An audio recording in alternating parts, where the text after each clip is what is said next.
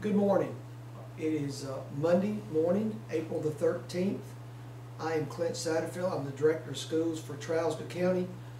This is our third video message since we've been out of school for the COVID-19 school closure. I will continue to have these weekly messages as long as we find them useful, to our community and our parents. First of all, I'd like to remind everyone of our goals while we're out of school, and that is one, we want to provide weekly teacher communications to our students and families. We want to provide nutritious meals for our students during the duration that we're out of school. We want to provide the highest level of academic instruction possible for all of our students in grades pre-K through 12. And we would like to provide equitable services for our students who are the most disadvantaged. And lastly, to provide seamless college support for our seniors that will be graduating and moving on to college next year. Before we get into a lot of details, I'd like to update you on our student feeding program. Last Thursday and last Wednesday and Thursday, we fed over 350 students per day. That is an increase of over 150 students from where we started the first day on March the 30th. I have to tip my hats off to Miss Kathy Atwood and her staff for the excellent job, and also the volunteers that we've had within our faculty and our teaching community. I'd also like to remind you that our grab and go lunches that we're providing at Trousdale County High School are from 11:30 to 1, Monday through Friday, each and every day. And those are for families that have transportation opportunities. But what we're doing starting today is we're adding 5 new what we call walk-up locations. And these are for students who do not have transportation. Now, I cannot make myself more clear that for those that have transportation, we need to keep going to Trousdale County High School and participate in the grab and go. For those that do not have transportation, then we hopefully our students will be able to take advantage of our walk-up locations, but they are not drive-through locations. Again, the purpose is only for students without transportation, and they are not drive-ups. They need to continue to go to Trousdale County High School. Our walk-up feeding sites will only be available from 11:30 a.m. to 12 noon. And we're using our school buses to transport those meals. We have Trousdale County bus drivers and our faculty that are transporting those meals. So it's a big look for when you go to these sites. When you see our big yellow bus, you know we're there and being able to provide meals for you. Please be mindful that the meals can only be given directly to children. It's a little bit different than the grab and go, where adults are coming through and they're saying, I've got 3 children, I'm taking those meals home, and that is allowable at the grab and go. However, at our walk-up sites, they're only for students, so they will only be able to give those meals directly to students, but no meals will be able to be provided to adults. And please, please be mindful that these are not drive-up locations. They're only for walk-up locations. We will not provide meals to adults or for people who are driving up to these locations because it will present a traffic hazard. We are proud to announce that we're going to have 5 walk-up feeding sites starting today. They will be at East Main Street Housing Authority, Jim Satterfield Middle School. That'll be at the front side of the building, on the Damascus Avenue side, on the front stairs where you walk up. Morrison Street Church of Christ, the Rogers Street Housing Authority on the corner there of Rogers and Carr Street, and at Trousdale County Elementary School, and that'll be on the Lot 6 side. Again, we talked about last week the importance of our continuity of learning plans, that if we stay out of school through the month of April, which will probably happen, we will miss 27 days of school, which is more than 5 weeks. And should our schools remain closed through the end of the year, our students would miss 37 instructional days, which is a little bit more than 7 weeks. So if we were not able to open school, our summer break, our students would have at least 16 weeks of consecutive time without any instruction. And the research shows that students lose quite a bit of learning through the regular summer break anyway. So when we have an extended summer break, or a summer break on steroids, so to speak, then that loss of learning is only multiplied. So we want to be sure that we do everything, that we work together with our parents to help mitigate that loss of potential learning that could happen for a long-term school closure.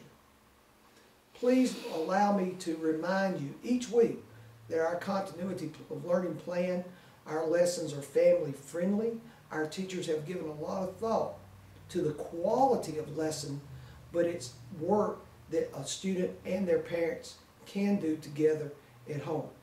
Please be mindful that this work is not required, it's optional, and it's non-graded. However, I'll do everything I can to try to emphasize to parents how important this work is to help mitigate that loss of learning due to a long-term school closure. Again, this work is worthwhile. It's not something that our teachers are grabbing out of thin air or making up. They're giving a lot of thought to these lessons, just like they would if they were in school. And all the lessons use the curriculum and materials that we would be using with students if we was in school each and every day. We have different ways of delivering this content that works best for our families. We can deliver it through technology, paper, pencil, or if our families choose, they can use a combination of technology and paper, pencil. But the key for us, or what I call the stick that stirs the drink, is the weekly feedback, those phone calls that our teachers will be connecting with students each and every week around the student work product that they do. We are really excited to get into our full continuity of learning plan, what we call week 2. When we sent out the ILMs on March the 16th, we anticipated that we'd just be out of school for a couple of weeks when we'd be back in school and the students would be able to bring their work back with them. We know that hasn't been able to take place. So consequently, since we've had the time out and the spring break and last week to plan, that our principals and teachers have put a lot of thought into our continuity of learning plan.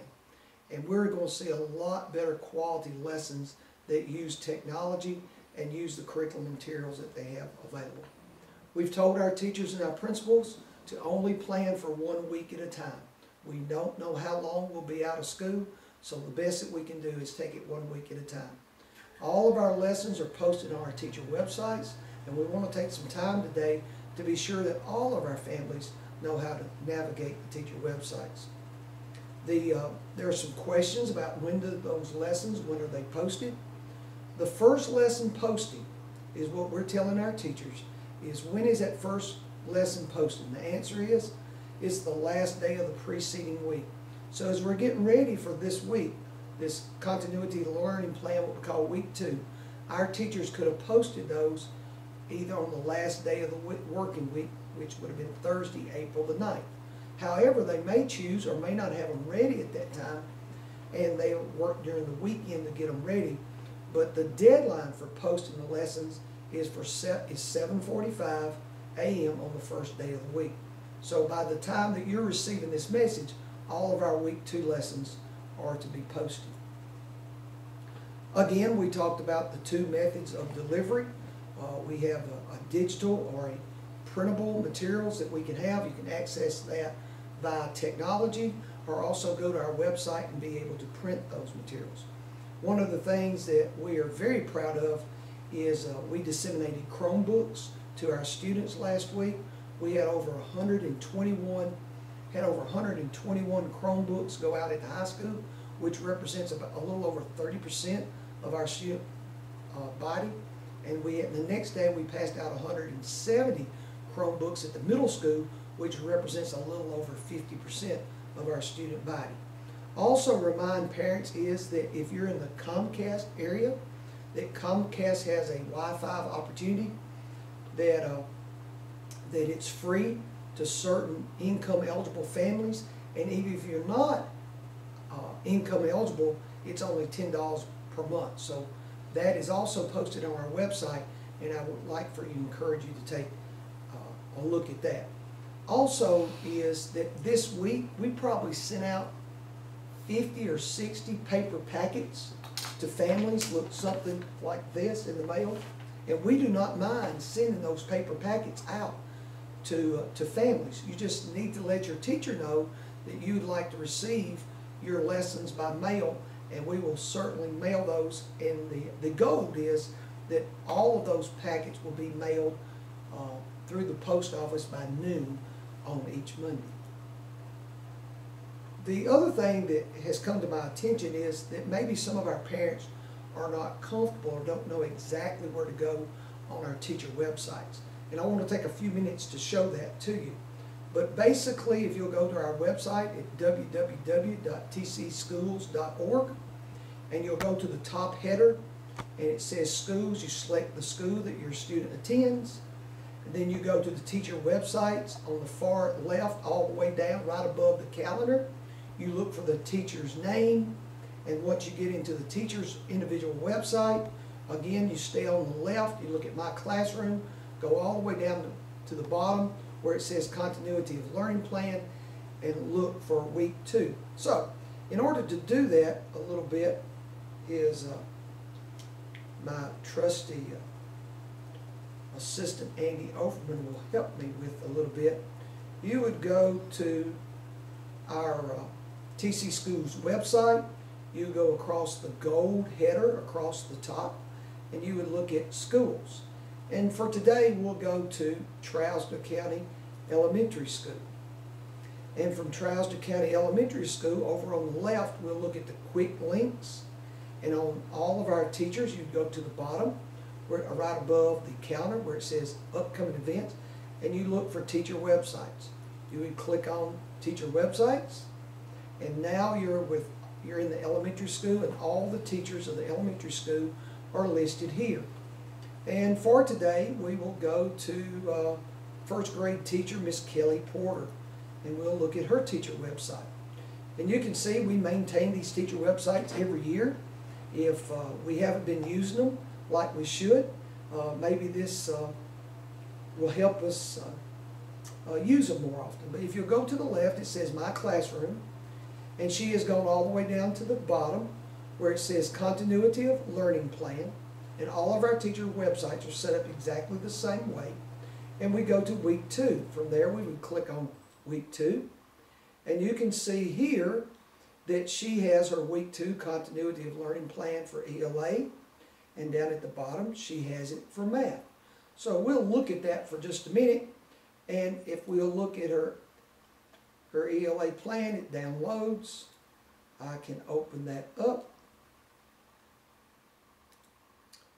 and I can see, and of course this is the same for all first grade teachers. Those teachers have provided their emails and their phone numbers for which you can reach them. That is awesome. And then she tells you what the message is for the parent this week, what the assignments are, how they are to be submitted. You can see please scan or snap a photo of page 101 and email it or text it to your teacher. And you can see that she's put in a lesson for, and then they have some student work products and another lesson and more student work products. You can also see that she's gone to great lengths. She's written here, Continuity of Learning Plan, Student Work ELA Submission. So this is what she would want our students to turn back to her. She's given it a star, and she said you will need to submit page 101 and 102 from lesson 21. And then she also gives that a star, and that is what she would like for you to take a picture and send back. Another thing that the first grade teachers have done is they've actually made their own classroom video. So this is what we call a read aloud. This is exactly what students would be doing if they were in school. And I think this is Miss Porter. A colony is a place that is Actually ruled by reading a the lesson faraway country. So the English men and women who moved to and So you can see this is, hopefully this is not an atypical lesson, but a typical lesson of all the work, of all the quality work that we would have. Andy, is that up there? There? Okay. So again, if you would go to our school district website at www.ttschools, go across the top header, and use the drop-down menu, get to the right school, and everything's on the left side, and look for week 2. Again, the stick that stirs the drink for us is the weekly teacher feedback conferences. And you saw in Miss Porter's lesson how she put a star and she designated that work product that can be easily submitted to the teacher by email or text, hopefully by email, by just taking a picture of that one page and sending it back to the teacher. Remember, it's not graded, but she will definitely look at that and be able to provide feedback to the student and the family each and every week. Also be aware that our teachers, in order to protect their own phone numbers, have a system where they don't identify their own numbers. So you're going to get a strange number like these telemarketers use, and it will only be between the hours of 7:45 and 2:45 each day. I ask that you try to answer that phone, but remember, if you miss that phone number, you won't be able to call it back. So you would have to email your teacher and maybe set up an appointment or a best time for that teacher to call, for which I'm sure that our teachers wouldn't mind doing at all.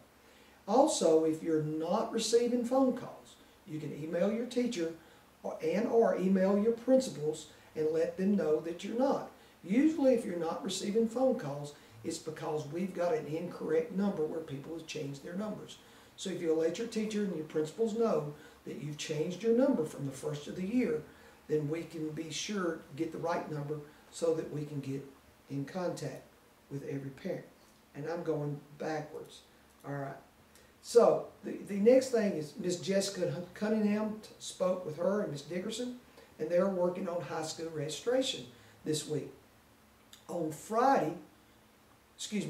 Wednesday, I think it was April the 9th, that student registration materials were sent via postal service to all our 2B 9th graders and 10th graders for next year. So they've sent home registration materials and a self-addressed stamped envelope. So please register for your classes, put it back into the envelope, self-addressed, it's already stamped, and send it back to the high school. And Ms. Cunningham asked that you complete that by this Friday, April the 17th. The next phase of registration that she is working on is 11th and 12th grade registration. And on on Tuesday, April the 14th, then she is building a Google Classroom document for all of our 11th and 12th graders to register electronically by Google Classroom. All of you know how to work it. The only thing is she must send you a registration code by your Trousdale County student email. So be looking for that registration code anywhere from Tuesday this week. Use that code to get into your Google Classroom, register online, and she asked that you complete that by next Monday, April the 20th. Also, for parents, is also go to the teacher website and look at the high school and look at the guidance office, and there's some very useful materials. The Career Pathway Handbook is there. Also, the Parent Nights Pathway PowerPoint is available, and also is that great first production that we made, which is the Parents Night YouTube video, is available for parents to watch as well. The second to last thing for the day is our class of 2020 graduation information. Ms. Dickerson has reached out to Jostens, and we're getting ready for a cap and gown pickup day. We do not know exactly what that day is going to be, but we will know this week. And when we find out, we will have, we'll put it on the sign out front. We'll put that information on our website, and we'll also text that to all of our seniors. But we do know that it will be held after our lunch is provided, so it'll be from 2 to 6 p.m. And we'll have more information coming to you this week about that. Also, we continue to get asked about graduation. We're preparing for graduation. Obviously, our cap and gowns are coming in. Miss Joyce is working on the diplomas as we speak. So we're planning for have a graduation on Friday, May the 22nd. It may be a little different than our traditional ones, but we're definitely looking into the opportunity to have a live but online stream that video for our parents and our families. Lastly is some student enrichment opportunities. We've worked really hard to try to get the reading and the math and the science and the social studies lessons out for our parents. We feel like we've kicked that off and we've got that snowball rolling, so to speak. The next layer of work that we're doing is we are working with our art and our music and our phys ed teachers to provide parents with related arts lessons, and they'll be forthcoming. One of the things that I'd like to share about, and you may already know, is the public broadcasting system videos. They've done a nice job teaming with Tennessee teachers to do high quality lessons around reading and math. It's only for the 1st through the 8th grade. They're for 30 minutes a day, and they broadcast between 10 a.m. in the morning to 12 noon. We're going to put that schedule on our website for us today, and it's something that doesn't take the place of the lessons that our teachers are doing, but I know that some of you have like cabin fever and you want more work for your students to do, and this would provide a high quality opportunity to do that. Lastly is we're doing everything we can. We will continue to put out information by text, website, social media. Like I said last week, the Vidette has done an excellent job getting information out to parents. But you also always may have questions, and if you do, please reach out to us. Of course, the best line of communication is that you're having every week with your teacher. But if I can be of any benefit, our office hours are from 8 to 4 every day. Miss Amanda Carmen is taking our messages from home. If you call our office at 615-374-2193, or you can email me at the school email address at tcschools.org, and then also as that information becomes available, we will do it. We'll share that with you by website, text, social media, and also these weekly videos. Please do not hesitate to reach out to your principals.